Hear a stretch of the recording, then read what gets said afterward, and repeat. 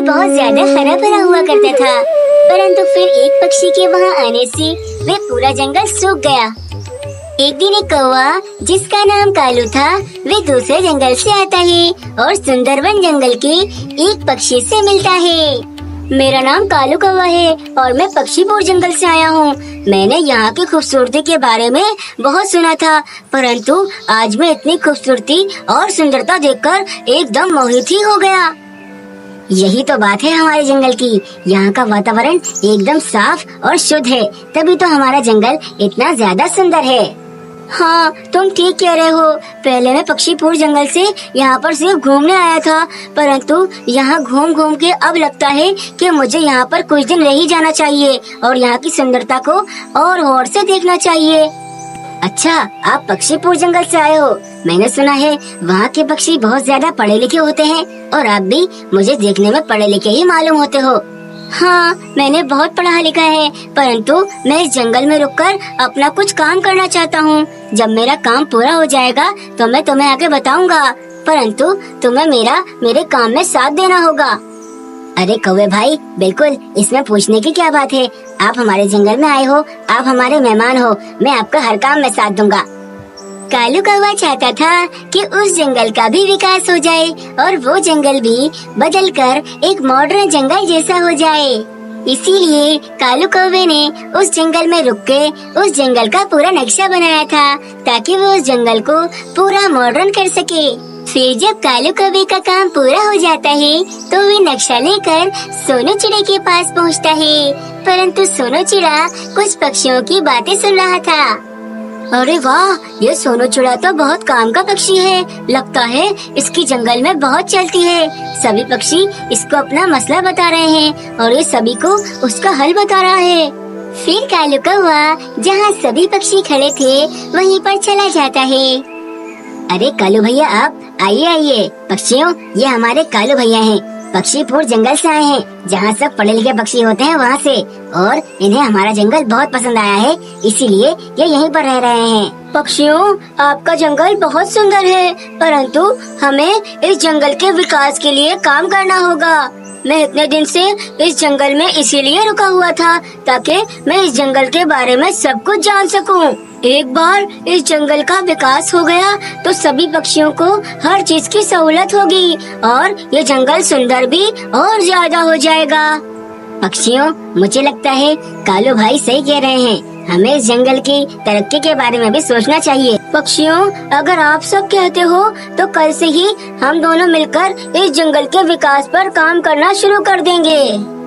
ऐसे कालू कौवा सभी पक्षियों को बहला फुसलाकर उनसे परवानगी ले लेता है। अगले ही दिन से जंगल के अंदर जंगल के सारे पेड़ धीरे धीरे कटना शुरू हो जाते हैं। उस कालू कौवे ने तो बोला था कि जंगल का विकास करेंगे, परंतु ये तो हमारे जंगल को बर्बाद कर रहा है। जो हमारे पेड़ हैं उनको ही काट रहा है। अरे, यही तो चाइलों वाली सोच है तुम जैसे पक्षियों की, तभी तो हमारा जंगल तरक्की नहीं कर पाता। वो पढ़ लिख कर आया है, जो भी कर रहा होगा सोच समझ के ही कर रहा होगा, उसे करने दो। ऐसे कालू कौवा धीरे धीरे उस जंगल के सारे पेड़ों को काट देता है। पूरे जंगल में सीमेंट की जमीन और सिर्फ पक्के घर ही नजर आ रहे थे। जंगल की असल खूबसूरती अब कहीं खो चुकी थी। ऐसे जंगल का विकास होने के कुछ समय बाद कालू कौवा तो वापस अपने जंगल चला जाता है, परंतु सुंदरवन जंगल के पक्षी अब काफी ज्यादा परेशान थे, क्योंकि उस जंगल का वातावरण अब पहले जैसा बिल्कुल नहीं रहा था। पक्षियों, हमने बहुत बड़ी गलती की जो उस कालू कौवे की बात मान के इस पूरे जंगल का विकास करवा दिया। विकास के नाम पे उसने यहाँ पर सीमेंट की जमीन बना दी और पक्के घर बना दिए। इस जंगल में अब एक भी दरख्त नहीं बचा है। हाँ मीनू चिड़िया, तुम ठीक कह रही हो। अब तो इस जंगल में सांस लेना भी मुहाल हो गया है। मेरा तो दम घुटने लगा है। अरे पक्षियों, चिंता मत करो, ये जंगल दोबारा से ठीक हो जाएगा। यहाँ की जमीन बहुत ज्यादा उपजाऊ है। हम फिर से पेड़ पौधे उगाएंगे और पेड़ पौधे आराम से उग जाएंगे। सोनू चिड़े, तुम तो बोलो ही मत, ये सब कुछ तुम्हारे कारण ही हुआ है। ना तुम उस काले कौवे की बात मानते, ना ये सब कुछ होता। और उपजाऊ जमीन पहले थी इस जंगल की, अब नहीं है। सिर्फ ये सब कुछ सीमेंट है, इस पर पेड़ पौधे कभी नहीं उगेंगे। मीनू चिड़िया, तो फिर हम क्या करें? अपने जंगल को कैसे ठीक करें? ऐसे इस तरह से इस जंगल में रहना तो अब आसान नहीं है। पक्षियों, आप सब चिंता न करें, मैं आज शाम को बूढ़ी कौवे के पास जा रही हूँ। उनके पास इस चीज का जरूर कोई न कोई इलाज होगा। फिर शाम होने से पहले पहले मीनू चिड़िया निकल जाती है और शाम होने तक मीनू चिड़िया बूढ़ी कौवे के पास पहुँच जाती है। तुम सभी ने अपनी कुल्हाड़ी से अपने ही पैर पे वार किया है। अब भुगतो। अब तुम्हारी जमीन पहले जैसी उपजाऊ नहीं रही है, जहाँ पर पेड़ पौधे आसानी से उग जाएं। अब तुम्हारे जंगल का कुछ नहीं हो सकता। बूढ़ी कवि, कृपया मदद कीजिए, कुछ रास्ता निकालिए। हम सब पक्षी अपने जंगल को छोड़ना नहीं चाहते, हमेशा से यहीं पर रहना चाहते हैं और अपने जंगल को ठीक करना चाहते हैं। अच्छा, तो ठीक है, ये लो, ये एक मिट्टी से भरी हुई तावीज है। इस तावीज को ले जाकर अपनी पक्की सीमेंट की जमीन में गाड़ देना। फिर सुबह होने पर तुम्हारे जंगल में एक मिट्टी का पेड़ उग जाएगा। उस मिट्टी के पेड़ से तुम जितनी मिट्टी निकाल कर भी पेड़ पौधे उगाओगे, वो बहुत जल्दी बड़े हो जाएंगे और एक वक्त बाद तुम्हारा जंगल फिर से हरा भरा हो जाएगा। जी बूढ़ी कवि, आपका बहुत बहुत धन्यवाद। मैं ऐसा ही करती हूँ। अभी जाकर इस ताबीज को जमीन में गाड़ देती हूँ। मीनू चिड़िया ऐसा ही करती है। वो उस ताबीज को वहाँ से ले जाकर जंगल के बीचों बीच गाड़ देती है। फिर अगले दिन जब सभी पक्षी जमा होकर देखते हैं तो जंगल में एक मिट्टी का बड़ा और विशाल सा पेड़ उगाया था। पक्षियों, बूढ़ी कवि ने कहा है कि सभी इस पेड़ से थोड़ी थोड़ी मिट्टी ले जाकर अपने घरों में और आसपास उस मिट्टी से पेड़ पौधे उगाओ। मीनू चिड़िया, परंतु इस मिट्टी से पेड़ पौधे कैसे उगेंगे? हमारी जमीन तो सीमेंट की है। तोते, ये कोई आम मिट्टी नहीं है। इस मिट्टी से अगर तुम पेड़ पौधे उगाओगे तो वो बहुत जल्दी बड़े हो जाएंगे। चलो अब जल्दी जल्दी से सभी काम से लग जाओ। फिर क्या था, सभी पक्षी उस पेड़ से थोड़ी थोड़ी मिट्टी लेकर हर जगह पर छोटे छोटे पेड़ पौधे लगाने लगते हैं। कुछ ही समय में जंगल के पक्षी उस पूरे जंगल में बहुत सारे पौधे लगा देते हैं। पक्षियों, हमने तो अपना काम कर दिया, अब बाकी जैसा ऊपर वाला चाहे, हमें अब इंतजार करना होगा। फिर काफी महीने गुजरने के बाद पक्षी देखते हैं कि उनके पेड़ पौधे जो उन्होंने लगाए थे वो अब काफी बड़े हो रहे हैं। धीरे धीरे उस चमत्कारी मिट्टी की वजह से उनके जंगल में दोबारा से दरख्त ही दरख्त भर जाते हैं और उनका पूरा जंगल दोबारा से हरा भरा हो जाता है। पक्षियों, आखिरकार हमारी मेहनत रंग लाई। हमने जो मेहनत करी थी सब हमारे सामने है। हमारा जंगल दोबारा से हरा भरा हो गया और वापसी इसकी खूबसूरती लौट आई। अब तो यहाँ का वातावरण भी बहुत ज्यादा साफ सुथरा हो चुका है। जंगल के ठीक होने पर सभी पक्षी बहुत ज्यादा खुश थे, परंतु सोनू चिड़ा थोड़ा सा उदास था। पक्षियों, मीनू चिड़िया, आप सभी मुझे क्षमा कर दो। मेरे ही कारण ये जंगल पूरा खराब हो गया था, परंतु मीनू चिड़िया की मेहनत से ये जंगल आज दोबारा हरा भरा हो गया है। मैं आप सभी से माफी मांगता हूँ। सोनू चिड़े, तुम्हें माफी मांगने की कोई जरूरत नहीं है। तुम्हें तुम्हारी गलती का एहसास हो गया, यही बहुत है। परंतु ख्याल रखना, आइंदा से किसी पक्षी की बातों में आकर अपने जंगल को नुकसान नहीं पहुँचाना। ऐसे उस जंगल में सब कुछ फिर से ठीक हो जाता है और सभी पक्षी दोबारा से खुशहाल जिंदगी गुजारने लगते हैं। एक जंगल में सोनू चिड़े का परिवार रहा करता था। सोनू चिड़ा एक मिस्त्री था और वो अपने काम में बहुत मेहनत करता था। अभी कुछ दिन पहले ही सोनू चिड़े की बेटी गुड़िया की शादी तय हुई थी। सोनू, अब तो साल भर में हमारी बेटी गुड़िया की शादी है। इसकी शादी के बाद हमारा ये घर कितना सोना हो जाएगा।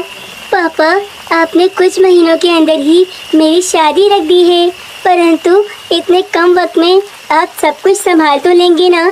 हमें तो बहुत सारे पैसों की जरूरत पड़ेगी और आपका काम तो कोई इतना अच्छा नहीं चल रहा। अरे गुड़िया बेटा, ये सब बातें तुम्हारे पापा के सोचने की हैं। तुम ये सब बातें नहीं सोचो और बिल्कुल चिंता मत करो। तुम बस खुशी से शादी की तैयारियां करो, सब कुछ अच्छे से हो जाएगा। अपने पिता से ऐसा सुनने के बाद गुड़िया अपने कमरे में चली जाती है। सोनू, आपने गुड़िया का दिल रखने के लिए तो कह दिया कि सब कुछ कर लेंगे आप, परंतु मैं जानती हूँ आपके हालात अच्छे नहीं हैं। आपका काम भी इतना तेज नहीं चल रहा, फिर आप सब कुछ कैसे करेंगे? तुम ठीक कह रही हो मीनू चिड़िया, मैंने ये कह तो दिया कि सब कुछ हो जाएगा, परंतु पूरे जंगल के पक्षी भी अगर मुझे अपने सारे काम दें तब भी गुड़िया की शादी में कुछ ना कुछ पैसों की कमी तो पड़ ही जाएगी।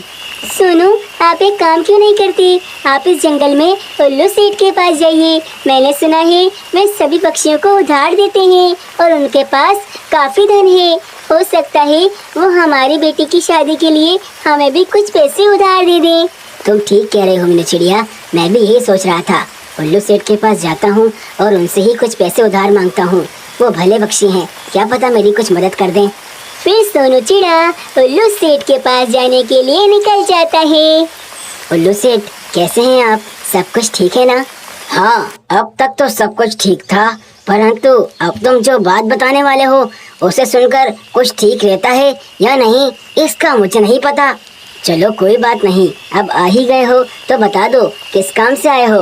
उल्लू सेठ, आप तो जानते हैं मेरी बेटी गुड़िया की शादी बस कुछ ही समय में है। वो समय बहुत जल्दी आने वाला है, इसीलिए मुझे काफ़ी सारे पैसों की ज़रूरत है। मैं बस इसी चिंता में हूँ कि इतने पैसे कहाँ से इकट्ठा करूँ। तभी मैं आपके पास आया था कि अगर शादी में मुझे कुछ ज़रूरत पड़े तो आप मुझे कुछ पैसे उधार के तौर पर दे सकते हैं।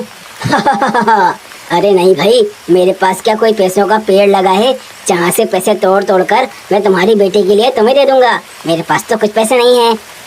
अच्छा ठीक है उल्लू सेठ, परंतु अगर जंगल में किसी भी पक्षी को मिस्त्री का काम पड़े तो आप उन सबके सारे काम मुझे दिलवाइएगा। मैं दिन रात मेहनत करूँगा और बहुत सारे पैसे इकट्ठा करके अपनी बेटी की शादी करवाऊंगा। अच्छा ठीक है, जंगल में किसी भी पक्षी को अगर मिस्त्री का काम होगा तो मैं उसका काम तुम्हें ही दिलवा दूंगा। अब जाओ यहाँ से। ठीक है उल्लू सेठ, आपका बहुत बहुत धन्यवाद। ऐसा कहकर सोनू चिड़ा वहाँ से चला जाता है। अरे मैं कोई इतना बड़ा मूर्ख हूँ जो जंगल के सही पक्षियों के काम इसको दिलवा दूँ? ऐसे तो काम कर करके ये जंगल में सबसे ज्यादा अमीर हो जाएगा और मुझे भी पीछे छोड़ देगा। परंतु अगर मैंने इसे जंगल के सभी पक्षियों के काम दे भी दिए तब भी ये सभी के काम तो कर सकता ही नहीं है, क्योंकि ये किसी एक पक्षी का काम तो नहीं है। अरे मैं भी क्या इस फजूल मिस्त्री के बारे में सोचे जा रहा हूँ, जब जो भी होगा देख लेंगे। सोनू चिड़ा अपनी पत्नी मीनू चिड़िया के पास आकर उसे सारी बातें बताता है। सोनू चिड़े, मुझे लगता था कि उल्लू सेठ हमें कुछ पैसे देकर हमारी मदद कर देंगे, परंतु यहाँ तो उन्होंने भी साफ साफ इनकार कर दिया। हाँ मीनू चिड़िया, आप क्या कर सकते हैं, आज के समय में कोई किसी की मदद नहीं करता। मेरी बेटी की शादी है, मुझे ही सब कुछ करना होगा।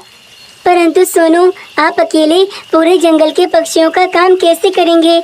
ऐसे तो आपकी सेहत खराब हो जाएगी। नहीं मीनू चिड़िया, मुझे अब हिम्मत करनी होगी। कल से मैं सुबह ही सुबह अपनी दुकान पर जाऊंगा और अब से दिन रात मेहनत करके खूब पैसे कमाऊंगा ताकि मैं अपनी बेटी की शादी अच्छे से कर सकूं। सुबह हो जाती है, सोनू चिड़ा अपनी दुकान पर आ जाता है। सोनू चिड़ा अपनी दुकान पर एक बोर्ड लगाता है जिसमें लिखा था कि सभी पक्षी कृपया करके अपना सारा काम मुझे ही दें, क्योंकि कुछ समय में मेरी बेटी की शादी है। जंगल के सभी पक्षी बहुत ज्यादा अच्छे थे, वे उस बोर्ड को पढ़कर अपना सारा काम सोनू चिड़े से ही करवाते हैं। सोनू चिड़ा अकेले ही अब दिन रात जंगल के सभी पक्षियों का काम दिल लगाकर करने लगता है। दिन रात मेहनत करके सोनू चिड़ा इतने पैसे जमा कर रहा था कि वे अपनी बेटी की शादी अच्छे से करा सके। परंतु ये बात जंगल के उल्लू सेठ को बिल्कुल हजम नहीं हो रही थी। अरे ये सोनू चिड़ा ऐसे ही काम करता रहा तो ये तो कुछ दिनों में ही मुझसे भी ज्यादा अमीर हो जाएगा। नहीं नहीं नहीं, मैं ऐसा नहीं होने दूंगा। सारी गलती इस जंगल के पक्षियों की है, अपने आप को कुछ ज्यादा ही अच्छा समझते हैं। उस घटिया से मिस्त्री पे तरस खाकर अपना सारा काम उसी से करवा रहे हैं और वो सोनू चिड़ा खूब पैसे कमा रहा है। अब मैं इन जंगल के पक्षियों को अच्छा सबक सिखाऊंगा। ना रहेगा बांस और ना बजेगी बांसुरी। फिर क्या था, उल्लू सेठ रात के समय जंगल में निकल जाता है और पक्षियों के घरों में एक एक करके आग लगाने लगता है। परंतु तभी सोनू चिड़े को सपना आता है। जागो जागो सोनू चिड़े जागो, तुम्हें इस जंगल की आपातकाली घंटी को बजाना होगा। सोनू चिड़ा अपनी नींद से चौंक कर उठ जाता है। अरे बाप रे, ये कैसा सपना देख लिया मैंने। लगता है ये कोई संकेत है। मुझे जंगल के सभी पक्षियों को सतर्क करना होगा। फिर सोनू चिड़ा फौरन से जाकर जंगल की आपातकाली घंटी को जोर जोर से बजाने लगता है। अरे ये घंटी किसने बजा दी इस समय? अब जंगल के सभी पक्षी अपने घरों से बाहर आ जाएंगे और अपनी अपनी आग बुझा देंगे। उससे पहले मैं यहाँ से चला जाता हूँ, नहीं तो मैं पकड़ा जाऊंगा। ऐसे जंगल के सभी पक्षी उस घंटे की आवाज सुनकर अपने घरों से बाहर आते हैं और उस आग को पानी से बुझा देते हैं। सोनू चिड़ा सभी पक्षियों के पास जमा होता है और सभी को बताता है कि उसने सपने में देखा था कि उसे घंटी बजानी है। परंतु तभी वहाँ एक जादुई परी प्रकट होती है। सोनू चिड़े, मैं ही वो जादुई परी हूँ और मैं ही तुम्हारे सपने में आई थी। मैंने ही तुम्हें कहा था कि सभी पक्षियों को घंटी बजाकर सतर्क कर दो। हाँ हाँ, तुम ही हो, तुम ही वो जादुई परी हो, तुम ही मेरे सपने में आई थी। पक्षियों, दरअसल आपके जंगल में एक ऐसा दुष्ट पक्षी है जो आप सभी को नुकसान पहुंचाना चाहता है और उसका नाम है उल्लू सेठ। वो आप सभी के घर में आग लगा कर गया था, परंतु अब मैंने अपने जादू से उस उल्लू सेठ को बंदी बना लिया है। सोनू चिड़ी, तुम बहुत ज्यादा मेहनती हो और तुमने मेरी बहुत मदद भी की है। बस इसीलिए मैं तुम्हें अपनी तरफ से एक उपहार देना चाहती हूँ। तभी जादुई परी सोनू चिड़े पर जादू करती है और उसी समय सोनू चिड़े के एक पंख की जगह 4 पंख आ जाते हैं। सोनू चिड़े, मैं जानती हूँ तुम अपनी बेटी की शादी के लिए बहुत मेहनत कर रहे हो और तुम्हारी सेहत खराब ना हो, इसीलिए अब तुम इन सारे पंखों से काम कर सकते हो और अब तुम थकोगे भी नहीं। जादुई परी, तुम्हारा बहुत बहुत धन्यवाद। ये चारों पंख मुझे अब बहुत काम आएंगे। फिर जादुई परी उल्लू को अपनी दुनिया में लेकर वहाँ से गायब हो जाती है। अगले दिन से सोनू चिड़ा अपने चारों पंखों से बहुत आसानी से सभी का काम करने लगता है और उसको बिल्कुल भी थकान नहीं होती। ऐसे ही मेहनत से काम करके सोनू चिड़ा बहुत सारे पैसे जमा करता है और अपनी बेटी की शादी बहुत अच्छे से करा देता है।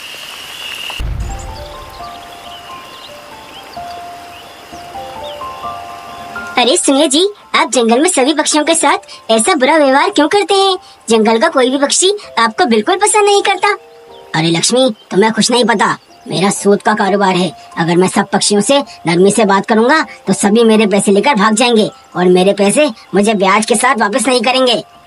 हाँ, तो ये तरीका है आपका जिससे आप लोगों को पैसे उधार देकर उनसे उन पैसों पे ब्याज वसूलते हैं। हाँ, यही तो मेरा कारोबार है। अब तुम ज्यादा दिमाग मत लड़ाओ और जाओ जाकर खाना बनाओ। तब तक मैं तोते महाराज से मिलकर आता हूँ। उल्लू सेठ बहुत दुष्ट था। वे जंगल के सभी गरीब पक्षियों को पैसे उधार देता था और उन पैसों पे उनसे ब्याज लेता था, जो कि बहुत ज्यादा होता था। कुछ ही समय में उल्लू सेठ तोते महाराज के पास पहुँच जाता है। महाराज, महाराज, आपसे बहुत जरूरी बात करनी थी मुझे, तभी मैं यहाँ चला आया।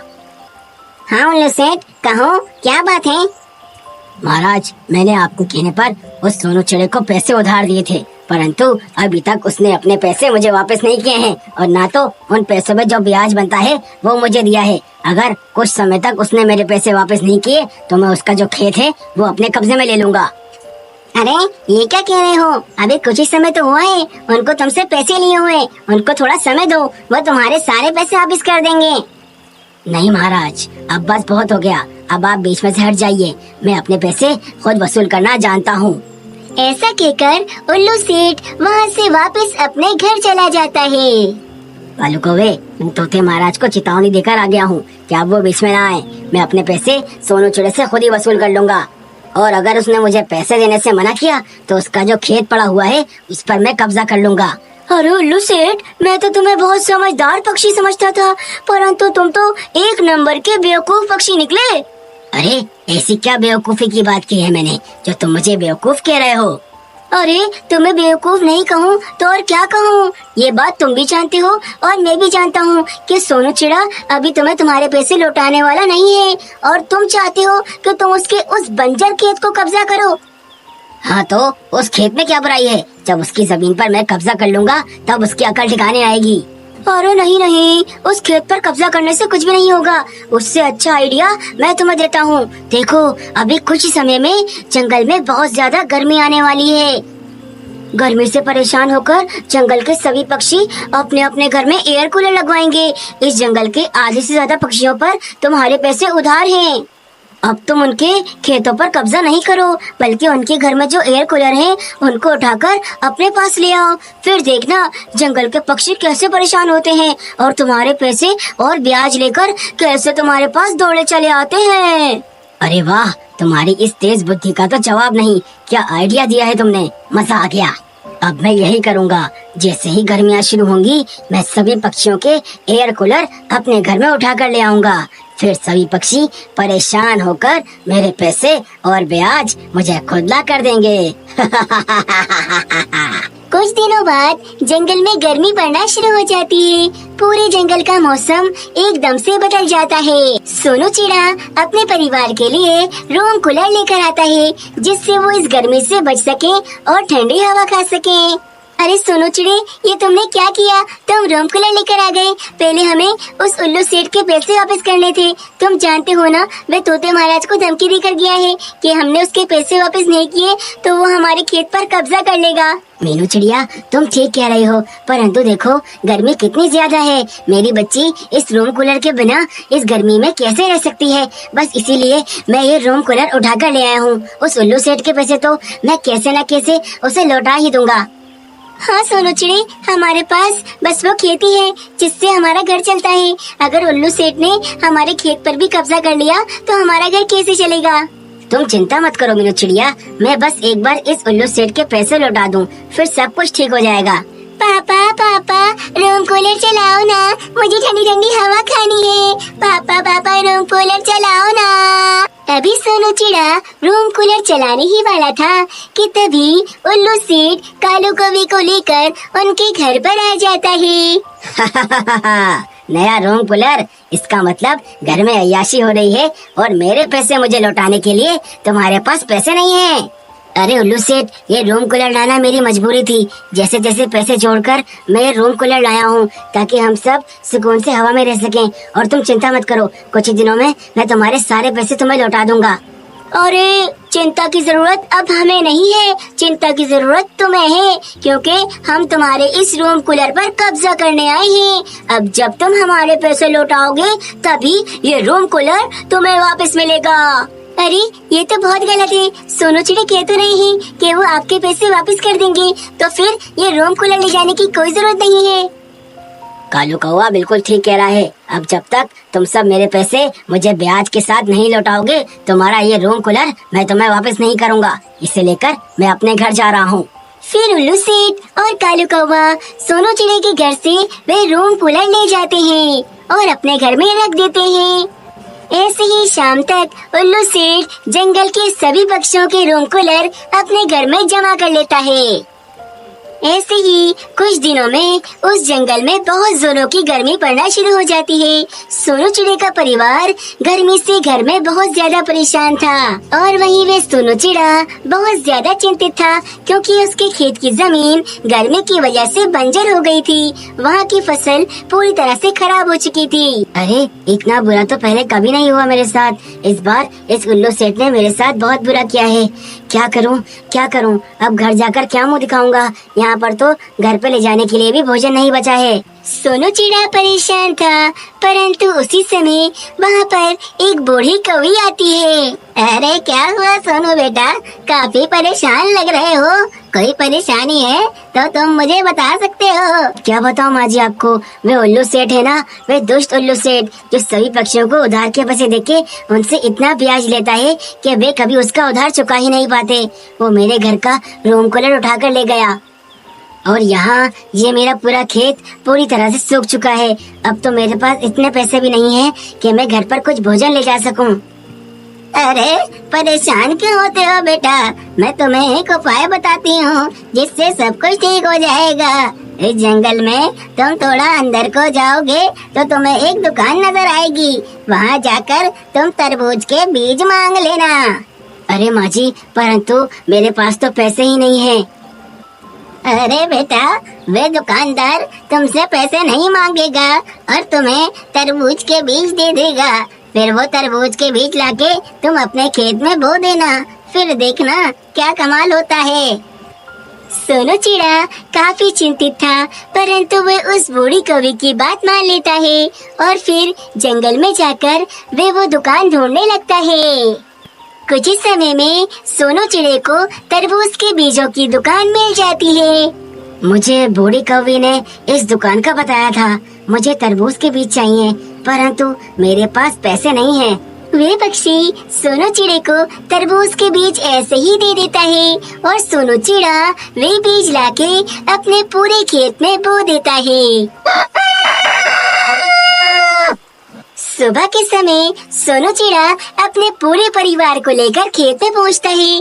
तब वो सब देखकर हैरान हो जाते हैं कि एक ही रात में उस पूरे खेत में बड़े बड़े तरबूज उग आए थे। अरे, लगता है जरूर उस बीज के अंदर कुछ न कुछ जादू ही था, तभी तो एक रात के अंदर अंदर ये पूरा खेत इतने बड़े बड़े तरबूजों से भर गया। सोनू चिड़े, मैंने तो अपनी पूरी जिंदगी में इतने बड़े बड़े तरबूज कभी भी नहीं देखे हैं। अब तो इन तरबूजों को बेचकर हम बहुत पैसे कमा सकते हैं और उस उल्लू सेठ का उधार भी उससे वापस कर सकते हैं। हाँ, तुम ठीक कह रहे हो मीनू चिड़िया। परंतु उसी समय सोनू चिड़े की बेटी गर्मी से चक्कर खाकर वहीं गिर जाती है। सोनू चिड़ा जल्दी से उस तरबूज को काटकर उससे एक बढ़िया सा छाता बना लेता है। उस तरबूज के छाते के नीचे खड़े होने के बाद सोनू चिड़े की बेटी को होश आ जाता है। पापा पापा, ये छाता तो बहुत ज्यादा ठंडा है। ऐसा लग रहा है कि मैं बर्फ के नीचे खड़ी हुई हूँ, या तो फिर ये कोई रूम कूलर है। तब सोनू चिड़ा उस छाते को अपने ऊपर करके देखता है तो सोनू चिड़े को भी गर्मी में ठंडक का एहसास होता है। अरे हाँ, वाकई ये छाता तो गर्मी में रूम कूलर का काम कर रहा है। एकदम ठंडा ठंडा कर दिया इसने मुझे। सोनू चिड़े, ये जरूर उन जादुई बीजों का कमाल है। उनकी वजह से ही ये तरबूज इतने ज्यादा ठंडे हैं। हाँ मीनू चिड़िया, अब तुम देखना, इन ठंडे छातों को बेच बेच कर मैं इस जंगल का सबसे अमीर पक्षी बन जाऊंगा और मेरा परिवार भी अब से हमेशा खुश रहेगा।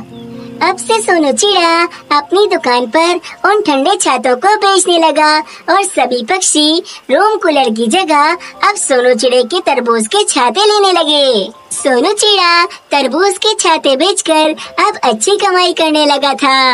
अब सोनू चिड़े का परिवार बहुत ज्यादा खुश था।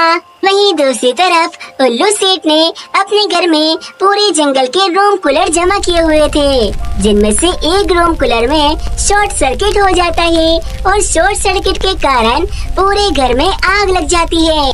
उल्लू सेठ के पूरे घर में आग लग जाती है, जिसके कारण उल्लू सेठ बर्बाद हो जाता है और वह जंगल छोड़कर वहां से चला जाता है। ये कहानी पक्षीपुर नामक जंगल की है, जिस जंगल में मीनू चिड़िया और उसका चचेला भाई कालू कौवा रहा करता था। मीनू चिड़िया और कालू कौवे के अपने अपने खेत थे, जिसकी फसल बेचकर वे दोनों अपने अपने घर चलाया करते थे। परंतु मीनू चिड़िया अपने खेत में काफी मेहनत करती थी, जिसके कारण उसे काफी मुनाफा होता था। बस यही सब कुछ देखकर उसका चचेला भाई कालू कौवा उससे जलने लगा। अरे, ये क्या बात हुई? मेरे खेत में तो मुझे कोई मुनाफा ही नहीं होता और वहाँ मीनू चिड़िया भर भर के पैसे अपने पास लेकर जा रही है। आखिर इसके खेत में ऐसा क्या है जो इससे इतना मुनाफा होता है? कालू कौवा थोड़ा आलसी था। वे अपने खेत में आता तो जरूर था, परंतु आते ही सो जाता था और कोई भी काम नहीं करता था। मुझे अब मीनू चिड़िया पे नजर रखनी होगी कि आखिर ये अपने खेतों में ऐसा क्या करती है जो इसकी इतनी कमाई होती है और मेरी बिल्कुल कमाई नहीं होती। अभी मीनू चिड़िया के पास जाता हूँ और आज से ही उस पर नजर रखना शुरू कर देता हूँ। कालू कौवा ऐसा सोचकर मीनू चिड़िया के पास जाने के लिए निकल जाता है। कुछ ही समय में कालू कौवा मीनू चिड़िया के पास पहुंच जाता है। अरे कालू भैया, आइए आइए, कैसे हैं आप? ये बताइए कि इस बार आपके खेत की फसल कैसी हुई? अगर इससे बताऊंगा कि मेरे खेत की फसल बहुत कम हुई है तो ये तो बहुत कुछ हो जाएगी और मुझ पर अंदर ही अंदर हंसेगी। झूठ मूठ बोल देता हूँ कि मेरे खेत की फसल बहुत ज्यादा हुई है। अरे कालू भैया, किस सोच में पड़ गए आप? बताइए ना, आपके खेत की फसल कैसी हुई इस बार? अरे क्या बताऊं मीनू चिड़िया, तुम्हारी जो ये फसल कटी पड़ी है ना, इससे भी 10 गुना ज्यादा इस बार मेरी खेत की फसल हुई है। अरे भाई, मैं तो बहुत ज्यादा परेशान हो गया हूँ कि इतनी सारी फसल को कैसे संभालूंगा। अरे वाह कालू भैया, ये तो बहुत ज्यादा खुशी की बात है कि आपके खेत में अच्छी फसल हो रही है। अब देखिए ना, मेरी इतनी सारी फसल हुई है और ये सब फसल मुझे दूसरे जंगल पहुंचानी है। अब मैं तिनका तिनका फसल लेकर जाऊंगी तो मुझे तो बहुत समय लग जाएगा। इसीलिए अब मुझे लगता है कि मुझे अपनी फसल पहुंचाने के लिए एक गधे की जरूरत है। अरे क्या मीनू चिड़िया, तुम गधा लोगी और आज से तुम गधे पर अपनी फसल लेकर जाओगी? हाँ कालू भैया, मेरी फसल बहुत ज्यादा होती है और इतना समय नहीं होता मेरे पास कि खुद से मैं ये फसल लेकर जाऊं। इसीलिए आज से मैं एक गधा खरीदूंगी और उस पर ही रखकर ये सारी फसल दूसरे जंगल लेकर जाऊंगी। अरे बाप रे, ऐसे तो इस मीनू चिड़िया की कमाई और ज्यादा होगी। अगर ये गधा खरीदेगी तो मैं भी खरीदूंगा। हाँ हाँ मीनू चिड़िया, तुम ठीक कह रही हो, गधे की जरूरत तो मुझे भी है। एक काम करते हैं, हम दोनों साथ ही चलते हैं और अपना अपना गधा लेकर आते हैं। अरे वाह कालू भैया, इससे अच्छी बात क्या होगी। ठीक है, आज शाम को हम दोनों साथ चलेंगे और अपना अपना गधा लेकर आएंगे। एक बार मेरा गधा आ जाए, उसके बाद देखना मेरे खेत की कमाई कैसे डबल होती है और फिर मीनू चिड़िया रोती रहेगी मुझे देख देख कर। ऐसा सोचता हुआ कालू कौवा वहाँ से चला जाता है। कुछ ही समय में शाम हो जाती है और दोनों पक्षी अपना अपना गधा लेने के लिए निकल जाते हैं। कुछ ही समय में वे दोनों एक पक्षी के पास पहुँचते हैं जो गधा बेच रहा था। वहाँ पर 2 गधे थे, उनमें से एक गधा काफी मोटा ताजा और सेहतमंद था और वहीं दूसरा गधा काफी सूखा सा लग रहा था। अरे पक्षी, हम ये गधा लेने आए हैं, तुम बताओ कि ये गधा तुम कितने पैसों में दोगी? अच्छा, ये मोटा वाला गधा 200 रुपए का है और ये सूखा वाला पूरे 300 रुपए में दूंगा मैं। अरे वाह, ये मोटा सेहतमंद गधा सस्ता और वही सूखा गधा इतना महंगा। ये तो बहुत सेहतमंद गधा लग रहा है, इसका मतलब ये काम भी बहुत अच्छा करेगा। एक काम करता हूँ, मीनू चिड़िया से पहले ये गधा मैं खरीद लेता हूँ। हाँ हाँ पक्षी, मुझे ये मोटा वाला गधा चाहिए। ये 200 रुपए का है ना? हाँ ठीक है, मैं तुम्हें 200 रुपए देने के लिए तैयार हूँ। अरे कालू भैया, ये आप क्या कर रहे हो? ये मोटा वाला गधा मुझे कुछ ठीक नहीं लग रहा, आप ये गधा नहीं लो। अरे बस करो मीनू चिड़िया, तुम तो चाहती ही नहीं हो कि मैं अच्छा वाला गधा लूं, इसलिए तुम मुझे ये सब कह रही हो। हाँ हाँ ठीक है, ये मोटा वाला गधा सबसे अच्छा है, एकदम फुर्तीली से काम करता है और बिल्कुल परेशान नहीं करता। कालू कौवे, तुम ये गधा ले जाओ। फिर क्या था, कालू कौवा उस पक्षी को पैसे देता है और वो मोटा ताजा गधा लेकर वहाँ से चला जाता है। हाँ चिड़िया, अब बोलो, तुम्हें सूखा वाला गधा चाहिए या फिर नहीं? हाँ, ये गधा तो मुझे ठीक लग रहा है। एक काम करो, आप मुझे यही गधा दे दो। फिर मीनू चिड़िया भी उस पक्षी को पैसे देकर वे गधा लेकर वहाँ से चली जाती है। अगले दिन मीनू चिड़िया बहुत मेहनत करती है। सुबह ही सुबह जंगल से लकड़ियाँ काट कर लाती है और अपने गधे के लिए एक मजबूत गधा गाड़ी बना लेती है। अरे वाह, ये तो बहुत अच्छा हो गया। अब मैं इस गधा गाड़ी पर अपनी सारी फसल लेकर जा सकती हूँ। अब मुझे कोई चिंता नहीं है। फिर ऐसे मीनू चिड़िया उस गधा गाड़ी पर अपनी सारी फसल रखकर दूसरे जंगल के लिए निकल जाती है। वहीं दूसरी तरफ कालू कौवा अपने मोटे तगड़े गधे के पास आता है। हुर हुर, चल चल गधे, उठ जा, आज हमें बहुत काम करना है और मीनू चिड़िया से ज्यादा कमाई करनी है। चल जल्दी से खड़ा हो और चल मेरे साथ। परंतु जो गधा कालू कौवा लेकर आया था वो गधा बहुत आलसी था और उसे काम करने का बिल्कुल मन नहीं होता था, इसीलिए वो खड़े खड़े मोटा हो गया था। हुर हुर, अरे कैसा गधा है तू, एक बार बोलने से तो सुन ही नहीं रहा, लगता है ये गधा लातों का भूत है, बातों से नहीं मानने वाला। फिर कालू कौवा एक बड़ा सा डंडा लेकर आता है और उस गधे पर बरस पड़ता है। कालू कौवा उस गधे को मारने लगता है, परंतु तभी उस मोटे गधे को बहुत गुस्सा आता है और वो एक जोर की लात कालू कौवे को मारता है। कालू कौवा उड़ता हुआ एक पेड़ से जाकर टकराता है और पेड़ से टकराकर वो नीचे गिर जाता है। अरे बाप रे, ये मैं कैसा गधा ले आया, इससे तो अच्छा होता कि मैं वो सूखा गधा ले आता, कम से कम मेरा काम तो करता, ये गधा तो उल्टा मुझे ही मार रहा है। कालू कौवे का गधा एक नंबर का आलसी था, वे पूरा दिन कुछ भी काम नहीं करता। कालू कौवा दिन भर उससे काम करवाने की कोशिश करता रहता है, परंतु वे कालू कौवे को मारता है और बिल्कुल भी काम नहीं करता। वहीं दूसरी तरफ मीनू चिड़िया का गधा बहुत ज्यादा अच्छा था। मीनू चिड़िया उस गधे का बहुत ख्याल रख रही थी, इसीलिए वे भी उसका काम जल्दी जल्दी करता था। ऐसे मीनू चिड़िया अपने खेत से और ज्यादा कमाई करने लग गई थी। मीनू चिड़िया, मुझसे बहुत बड़ी गलती हो गई, वो मोटा तगड़ा गधा देखकर मैंने उसे खरीद लिया, परंतु अब वो मुझे बहुत मारता है और मेरा जरा भी काम नहीं करता। कालू भैया, मैंने आपको पहले ही कहा था कि वो मोटा तगड़ा गधा मत लो, मुझे वो गधा देखने में ही आलसी लग रहा था। चलो कोई बात नहीं, अब वो गधा आपके किसी काम का नहीं है, उस गधे को आप आजाद कर दो। मीनू चिड़िया, अगर मैंने उस गधे को आजाद कर दिया तो ऐसे तो मेरा बहुत नुकसान हो जाएगा।